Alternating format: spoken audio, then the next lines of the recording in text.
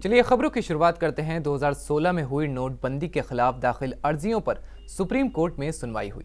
Supreme court ने 2016 में मरकजी सरकार के 500 रुपए और 1000 रुपए के नोटों को बंद करने के फैसले को बरकरार रखा है। नोटबंदी के फैसले को सुप्रीम कोर्ट ने सही ठहराया है। सुप्रीम कोर्ट की पीठ ने अपने फैसले में कहा कि अब यह फैसला पलटा नहीं जा सकता। सुप्रीम कोर्ट ने कहा कि नोटबंदी से पहले मरकजी सरकार और आरबीआई के बीच सलाह मशवरा हुआ था। सुप्रीम कोर्ट ने अपने फैसले में कहा कि इस फैसले को लेने के लिए दोनों के बीच अच्छा तालमेल था। सुप्रीम कोर्ट ने कहा कि आरबीआई के पास नोटबंदी करने की कोई आज़ाद ताकत नहीं है और मरकज और आरबीआई के बीच बातचीत के बाद यह फैसला लिया गया था। नोटबंदी के मामले पर जस्टिस एस.ए. नज़ीर की क़यादत वाली 5 बेंचों की पीठ ने सुनवाई की। हालांकि एक जज ने सुप्रीम कोर्ट के इस फैसले से एतराज़ जताया है। Justice BV. नागरत्ना ने रिजर्व बैंक कानून की धारा 26(2) के तहत मरकज के हुकूक के मुद्दे पर एतराज़ जताया है। नोटबंदी के फैसले के खिलाफ अपनी राय रखने वाली जस्टिस नागरत्ना ने कहा, संसद को नोटबंदी के मामले में कानून पर चर्चा करनी चाहिए थी। ये अमल गजट नोटिफिकेशन के जरिए नहीं होना चाहिए था। 500 और 1000 रुपए की सीरीज के नोट कानून बनाकर ही रद्द किए जा सकते थे, नोटिफिकेशन के जरिए नहीं।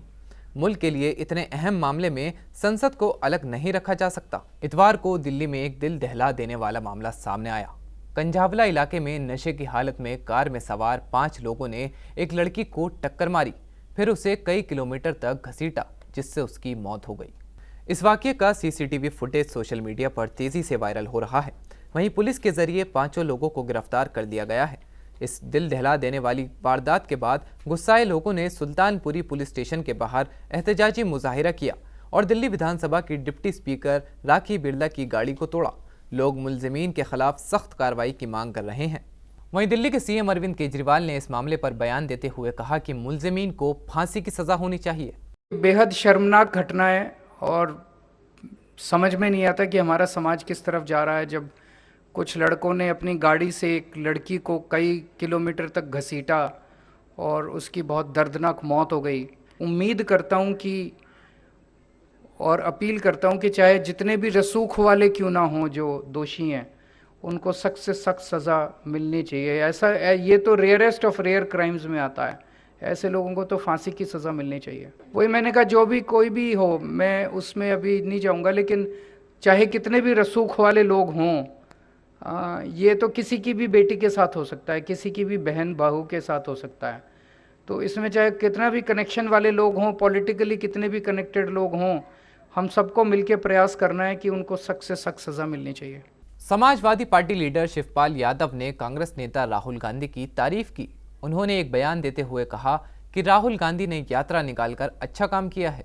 जो उन्होंने भारत जोड़ो, तो ये अच्छा काम किया है और आगे देखिए हमारे पार्टी का जो भी आदेश होगा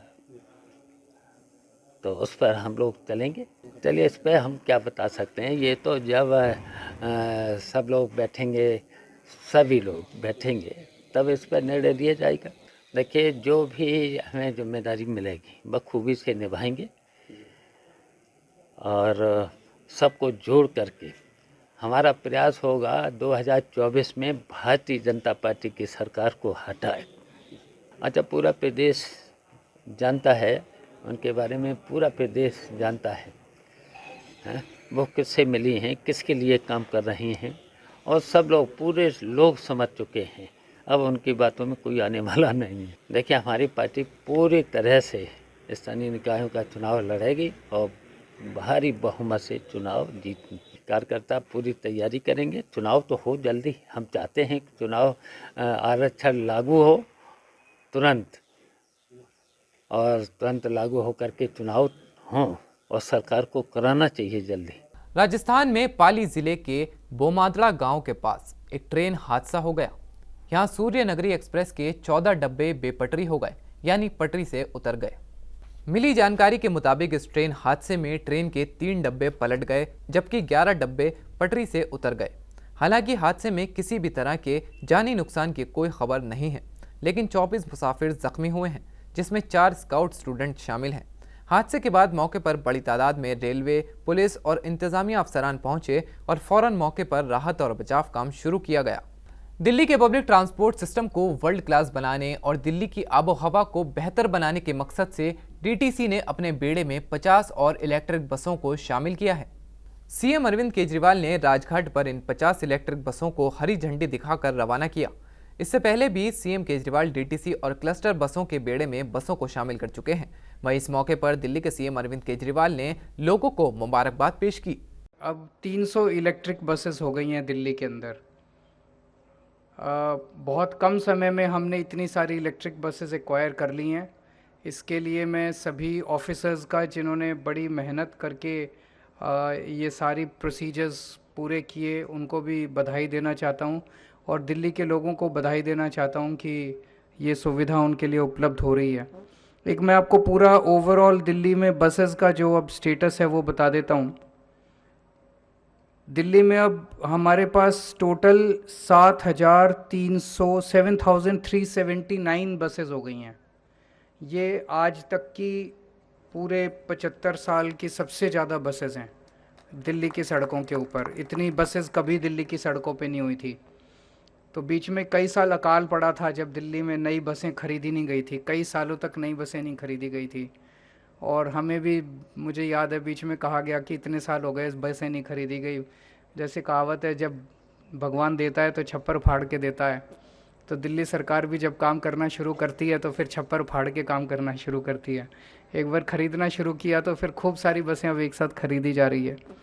तो 7,379 बसेस खरीदी जा टोटल हैं हमारे पास, जिसमें से 4,060 बसेस डीटीसी में हैं और 3,319 बसेस डिम्स के थ्रू ऑपरेट की जा रही हैं, क्लस्टर में हैं। तो ये हमारी टोटल बसेस हैं। टोटल इनमें से 300 बसेस इलेक्ट्रिक बसेस हमारी हो चुकी हैं। डीएमआरसी 100 बसेस ऑपरेट करता है इलेक्ट्रिक बसेस, लेकिन डीएमआरसी वो ठीक से चला नहीं पा रहा। तो डीएमआरसी की बसेस हमने टेक ओवर करने का प्रोसेस चालू कर दिया है। उसको अब हम ही चलाया करेंगे उनके फीडर रूट्स के ऊपर डीएमआरसी के। और उनकी 100 बसेस डीएमआरसी के फीडर रूट्स पे सफिशिएंट नहीं है, तो उसको इस साल बढ़ा के 2023 में बढ़ा के 480 बसेस हम कर देंगे।